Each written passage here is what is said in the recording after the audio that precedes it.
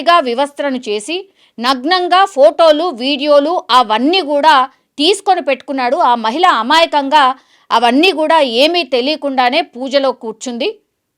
వాటిని పూజారి ఆమెకు తెలియకుండా వీడియోలు కానీ ఫోటోలు కానీ తీసి పెట్టుకున్నాడు. ఆ తర్వాత ఆ మహిళకి అట్లా పూజ చెయ్యాలి అన్నటువంటి విషయం తెలియదు. కానీ ఆమె కేరళకు వెళ్ళిన తర్వాత ఆ పూజారి ఆమెని ఒప్పించి ఇలాగే చేస్తేనే మీ సమస్యలు తీరుతాయని చెప్పి ఆమెను పూర్తిగా నమ్మించిన తర్వాత ఆ పూజ చేయించి ఆ తర్వాత ఇంటికి వెళ్ళిపోవడం జరిగింది. కానీ ఇప్పుడు అదే అదనుగా మార్చుకున్నటువంటి ఆ పూజారి ఆ మహిళని వేధించడం స్టార్ట్ చేశాడు. నువ్వు మళ్ళీ ఇంకోసారి రావాల్సిందే, అప్పుడే పూజ అయిపోలేదు, మళ్ళీ ఇంకోసారి పూజ చేపియాల్సిందే అంటే డబ్బులకు డబ్బులు లాగాడు. ఆ తర్వాత నగ్నంగా ఆమెతో పూజారి ఏవైతే పూజలు చేయించాడో ఆ వీడియోలు ఫోటోలు అన్నీ తన దగ్గర పెట్టుకున్నాడు.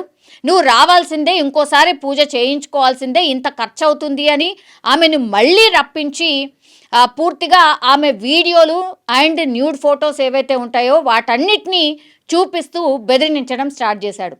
అప్పుడు రెండోసారి కూడా పాపం ఏమీ చేయలేని పరిస్థితుల్లో, ఎవరికి చెప్పుకోలేని పరిస్థితుల్లో ఆ మహిళ మళ్ళీ ఇంకోసారి కేరళకు వెళ్ళడం. కానీ వెళ్ళిన తర్వాత ఆ పూజారి ఆమె మీద లైంగిక దాడికి పాల్పడ్డాడు.